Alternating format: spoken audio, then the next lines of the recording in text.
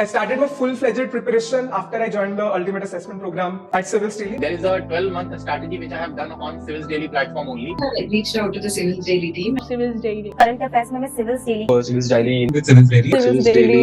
Civils Daily. Civils Daily. To Civils Daily. Civils Daily. With Civils Daily. Civils Daily. A mentorship program of Civils Daily, and that did help me a lot. Sir वो ना घर पे रहने के कारण मेरी वो efficiency आ नहीं पा रही थी, सो आई डिडंट नो मतलब मैं जो पढ़ रही हूँ वो सही जा रहा है नहीं जा रहा है. दैट्स व्हाई मैंने मेंटोरशिप प्रोग्राम का सोचा. The first is we have divided our study in a phase wise manner. The first phase is the बुनियाद phase. Evaluation कैसे होगा? Evaluation जो हम टेस्ट लिख रहे हैं और जो हम पढ़ाई कर रहे हैं उसका हम चैप्टर वाइज एमसीक्यू सॉल्व करेंगे.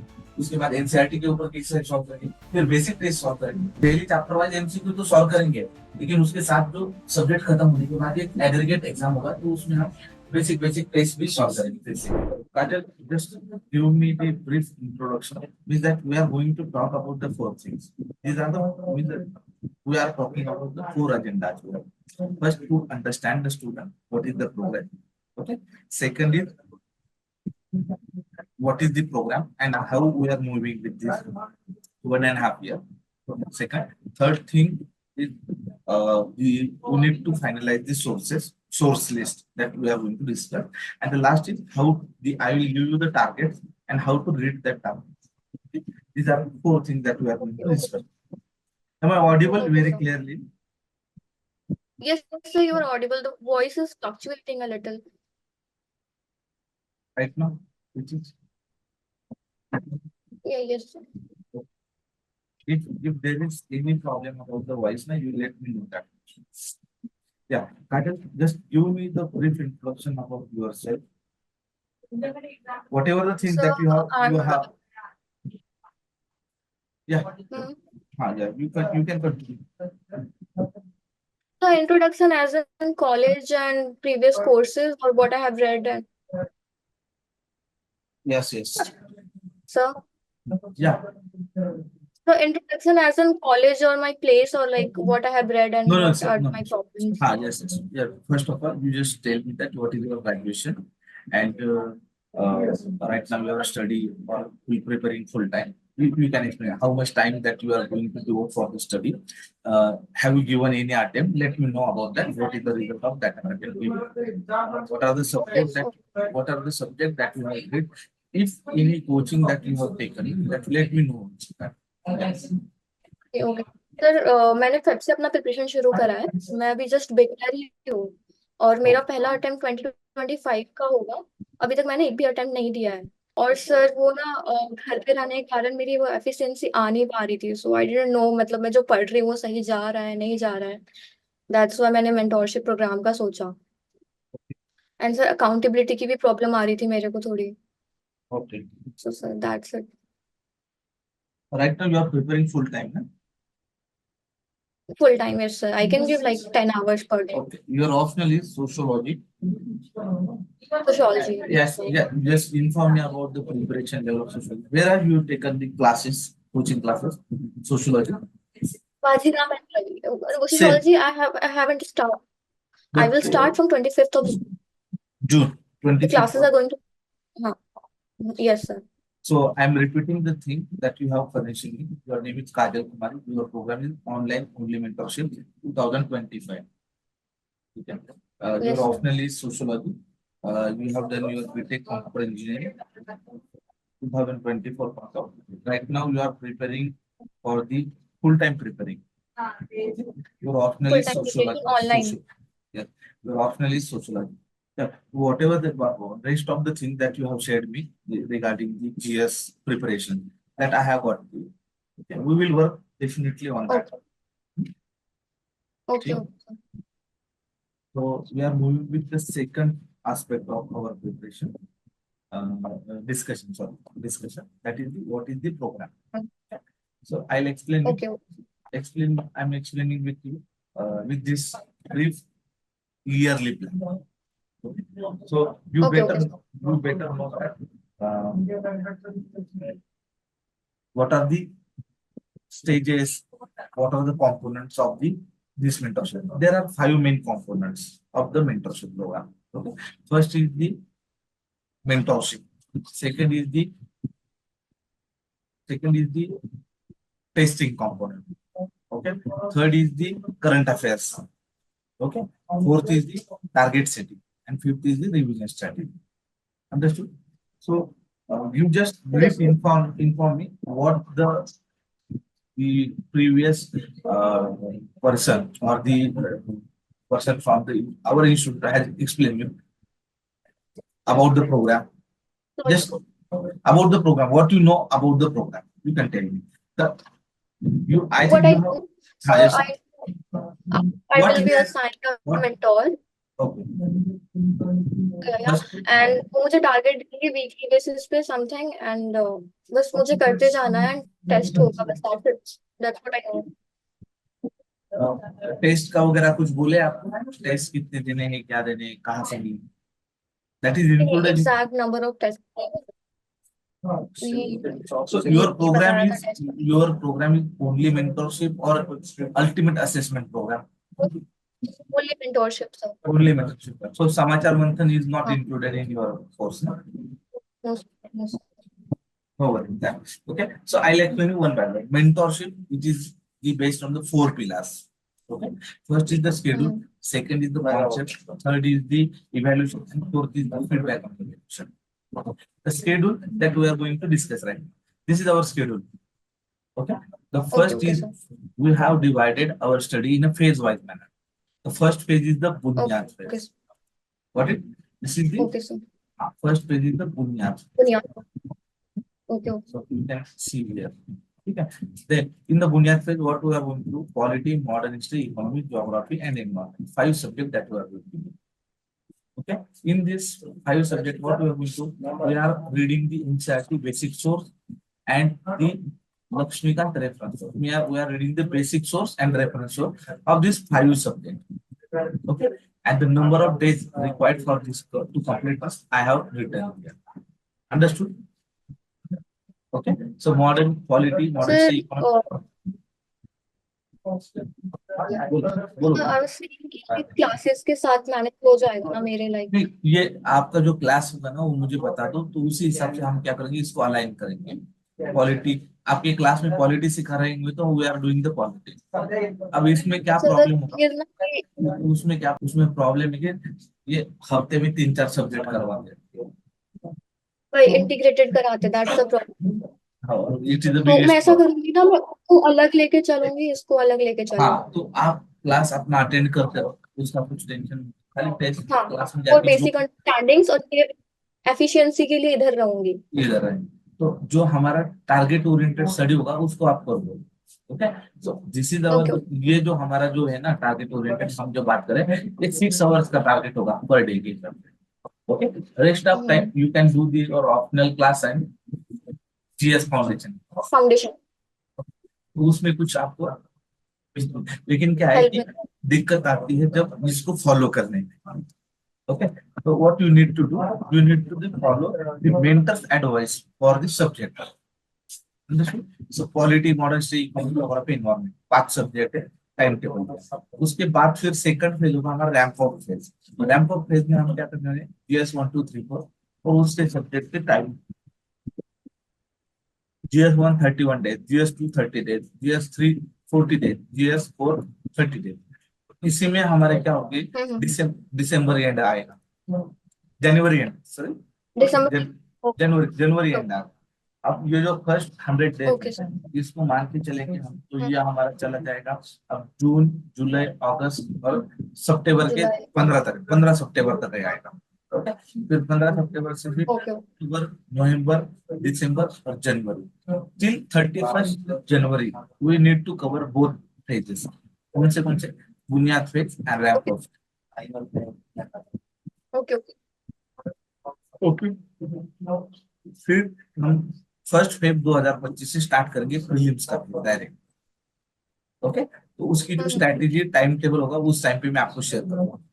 ओके. ओके. तो हमें क्या और सर ये mains is not included here. GS 1 2 3 4 क्या है ये? अच्छा, ओके, मतलब after prelims I thought. What is ये? प्रीलिम्स नहीं है, ये कॉन्सेप्चुअल क्लैरिटी वाला फेज है. इधर देखो, phase 1 basic conceptual understanding. If you understand the concept, then only you can write the questions and solve the MCQs. Okay, इसमें हम क्या करने वाले, चैप्टर वाइज MCQ सॉल्व करने वाले, एनसीईआरटी की एक्सरसाइज सॉल्व करने वाले, बेसिक टेस्ट करने मेंस वाले, पीवाईक्यू बेसिक कॉन्सेप्चुअल, फिर mains PYQ specially from 1979 to 2012 वाले करने वाले, फिर शॉर्ट आंसर्स लिखने वाले नोट्स, और फिर उसके साथ फिर देखो mains mains essential static mains का है, फिर मेंस के पीवाईक्यू 2013 से लेके 2024 तक, फिर मेंस ओरिएंटेड नोट्स बनाएंगे, ओके ऐसे राइटिंग प्रैक्टिस। अंडरस्टूड? और इसमें क्या है कि advance test and full length test prelims होते हैं। अंडरस्टूड?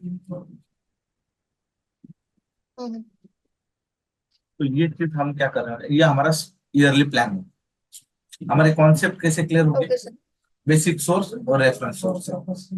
ओके, इवैल्यूएशन कैसे होगा, इवैल्यूएशन जो हम टेस्ट लिख रहे हैं अब जो हम पढ़ाई कर रहे हैं उसका हम चैप्टर वाइज एमसीक्यू सॉल्व करेंगे, उसके बाद एनसीईआरटी के ऊपर एक्सरसाइज सॉल्व करेंगे, फिर बेसिक टेस्ट सॉल्व करेंगे। ओके, तो उससे क्या होगा, इवैल्यूएशन होगा। मतलब इवैल्यूएशन जो होगा उसका जो रिजल्ट आएगा वो मुझे आप शेयर कर दो, मैं उसके ऊपर आपको फीडबैक दे दूंगा। अंडरस्टूड? और मेंटरशिप समझ में आया अभी क्या है? चलो नेक्स्ट टॉपिक जो है वो है टेस्टिंग वाला। टेस्टिंग हमने बताया आपको, क्वालिटी होने के बाद 2 क्वालिटी के बेसिक टेस्ट, मॉडर्न हिस्ट्री के 2 बेसिक टेस्ट। तो डेली चैप्टर वाइज एमसीक्यू तो सॉल्व करेंगे, लेकिन उसके साथ जो सब्जेक्ट खत्म होने के बाद एक एग्रीगेट एग्जाम होगा तो उसमें हम बेसिक टेस्ट भी सॉल्व करेंगे फिर से। जैसे क्वालिटी के 2 टेस्ट है, आप सिलेबस पे तो आप सिलेबस पे सीखना पड़ेगा। तो understood?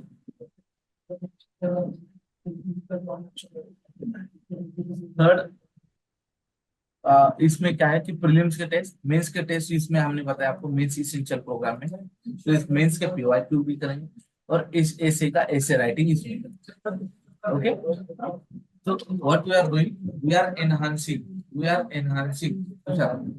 Tushar we are enhancing sustainability of our answers. Okay, answer writing की जो प्रैक्टिस है ना उसको हम क्या करेंगे, सस्टेनेबल वे से क्या करेंगे आगे। ओके, ठीक है, समझ में आया, पूरा प्रोग्राम समझ में आया, हमारा प्लानिंग कैसे रहेगा? कुछ डाउट अभी इसमें? नो सर, बाद में जो भी डाउट आएगा ना वो भी आप मुझे पूछ सकते हैं, ऐसे कुछ नहीं। अभी के लिए तो समझ में आया, अभी के लिए तो समझ में आया। नेक्स्ट पॉइंट ऑफ डिस्कशन है हमारा आज का, जो थर्ड पॉइंट है, सोर्स लिस्ट कौन सी होनी चाहिए। ओके, सोर्स लिस्ट शेयर कर, आपको दिखाई देगा वो, देखो यहाँ पे, ठीक है। क्वालिटी अब ये फर्स्ट फेज के लिए ओके, जैसे क्वालिटी है, यहाँ पे आप क्वालिटी देखोगे, क्वालिटी के ऊपर आपको क्या मिलेगा, यहाँ पे NCERT and reference book, economy और उसका रेफरेंस बुक, मॉडर्न हिस्ट्री के एनसीईआरटी रेफरेंस बुक। अब इसमें क्या है ना, modern history, geography and environment, इसमें क्या है कि हमें चेंज नहीं करना। ओके, एनसीईआरटी के लिए पीएमएस आया, क्वेश्चन कराया, दोनों में से कौन सा भी ले सकते, this is for your reference. अब फर्स्ट फेज की मैंने आपको शेयर किया, अब इसमें क्योंकि सारी चीज हम ले लेंगे तो हमारे दिमाग में नहीं बैठेगी, आज भी डिस्कस करेंगे, so we are going to slow by slow. Okay, ये मैंने आपको शेयर, सॉरी ये भी नहीं ना आपको एक्सेसिबल, वो मैं, ठीक है। अब चलो नेक्स्ट वाला जो कंपोनेंट है करंट अफेयर्स को कैसे करना है। So we are taking the Samachar Manthan, you can take the current affairs sources weekly। आप क्या करो, 4 या 5 क्वेश्चंस लिख लो। ओके, वीकली मेंस जैसे मैं ग्रुप में डाल देता हूँ, 4 या 5 क्वेश्चंस आप क्या करो, लिख लो। फिर हम क्या करेंगे, उस 5 क्वेश्चन के ऊपर डिस्कस करेंगे, इसको कैसा लिखना चाहिए करंट अफेयर्स को।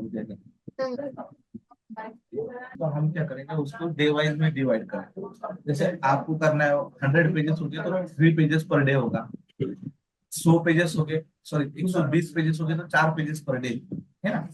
पढ़ने के हिसाब से पढ़ो, या फिर एक वीक में आप गवर्नेंस वाला टॉपिक पढ़ लो, एक वीक क्वालिटी वाला पढ़ लो, एक में आईआर वाला पढ़ लो, एक वीक में इकोनॉमिक्स वाला, एनवायरमेंट वाला है ना, तो उसको आप उसी तरीके से डिवाइड कर सकते हैं। 4 पॉइंट ऑफ कंपोनेंट से टारगेट सेटिंग। अब टारगेट सेटिंग में हमने आपको जो फेज वाइज दिया था, मैं एक बार फिर से एक बार दिखा देता हूँ आपको समझ। ये फेज वाइज है, ये है आपका मैक्रो टारगेट। ओके, ये फेज वाइज है ना, 3 मंथ का, 2 मंथ्स का, ये मैक्रो टारगेट। Yes sir. और माइक्रो टारगेट कौन सा है, ये आपका subject wise. Okay, okay sir. ये सब्जेक्ट वाइज है वो आपका माइक्रो टारगेट। इसमें polity, modesty, economy, geography, environment काम देते हैं। ठीक है, ये हुआ हमारा माइक्रो टारगेट। और माइक्रो टारगेट का जो स्ट्रेटेजी है सब्जेक्ट पढ़ने का, that we will discuss before the start of the subject on Zoom call और ऑन गूगल मीट सेशन। जैसे होगा उसको कैसे करना है, उसको पढ़ना कैसे है, that will be discuss in a target call. वो टारगेट का होना है। Understood? Understood? Yes sir, yes sir. Last वाला पॉइंट है रिवीजन स्ट्रैटेजी। अब रिवीजन कैसे करना है, 3 डेज का रिवीजन कर सकते हैं या फिर डेली रिवीजन करके वीकली रिवीजन कर लो।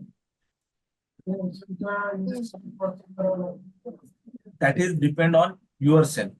ओके, वो आपके इसमें रहेगा, उसको कैसे फॉलो करना। Okay, okay sir. Okay.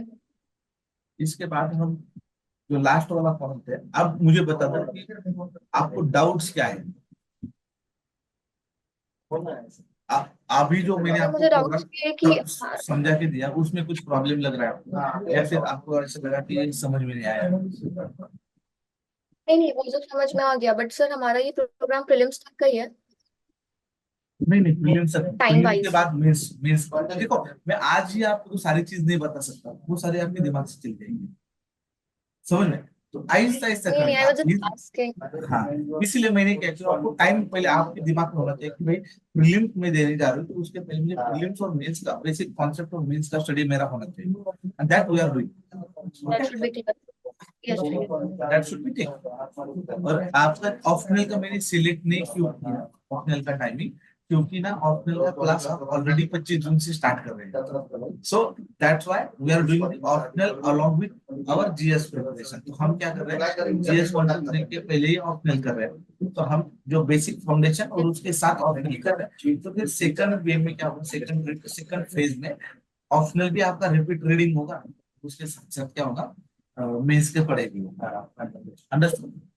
Yes yes sir, got it.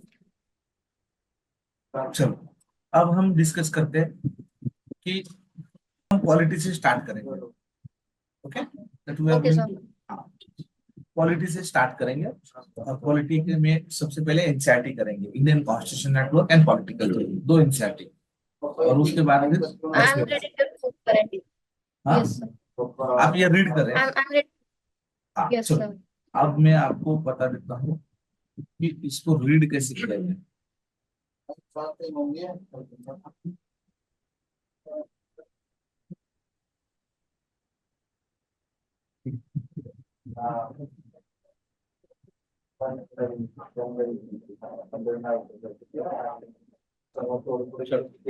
Read करने के तरीके में आपको बता प्रूफ ऑफ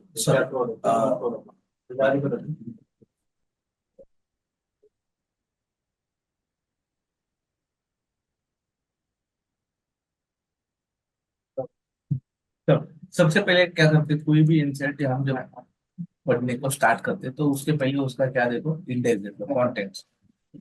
यहाँ पे 10 चैप्टर दिए रखे, तो ये 10 चैप्टर और पॉलिटिकल थ्योरी के 10 चैप्टर, ऐसे 20 चैप्टर। तो 20 chapter, these are not the mere chapter, these are the basic concept of the polity. Okay, ये बेसिक कॉन्सेप्ट है पॉलिटी का। हाँ बोलो मैडम। हाँ, तो इसके ऊपर ही आपका रिकॉर्ड।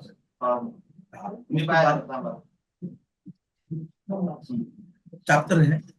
अब चैप्टर रीडिंग की प्रोसेस क्या होती है, सबसे पहले read the introduction of the chapter. Read the introduction. Introduction क्या है, after studying the chapter you will learn. क्या लर्न कर रहे हैं, what a constitution means, what a constitution does to the society, how constitution governs the allocation of powers in the society, and what was the way in which constitution of India was made. Understood? So what is the constitution? Yes. What the constitution does to society? और ये चार वे से चार point से आपको समझना है. This chapter is revolving around these 4 points. Okay. Then second point क्या है? Introduction read करने का. Write down the heading and subheading of the subject. Write the heading and subheading of the chapter. अब chapter का heading कौन सा है? Why do we need a constitution? हमें constitution की जरूरत क्या है? Because first heading, subheading. Because it allows coordination and assurance.